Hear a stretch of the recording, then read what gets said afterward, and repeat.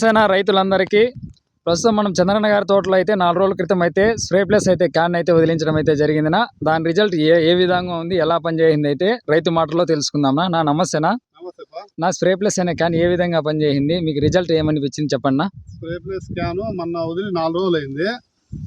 మంచి గ్రోత్, పూత బాగా ప్రతి పూత పిండిలాగా మారింది, చిగురు బాగా వస్తుంది. క్యాన్ అయితే చాలా బాగుంది. నేను ఏమనుకున్నాను, చాలా బాగుంది క్యాన్.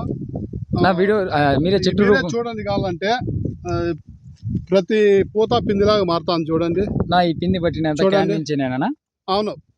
రిజల్ట్ బాగుందా? రిజల్ట్ చాలా బాగుంది. మొన్నంతా చూడండి, మీరే చూడండి ఎలా ఉందో. ప్రతి పూత పిండిలాగా మారుతుంది. ఈ గాలి ఎక్కువ ఉంది. గాలి ఎక్కువ ఉన్న టైంలో ఇట్లా పిండి సెట్ అవుతుందంటే క్యాన్ చాలా వర్క్ చేసింది అని మేము అనుకుంటున్నా.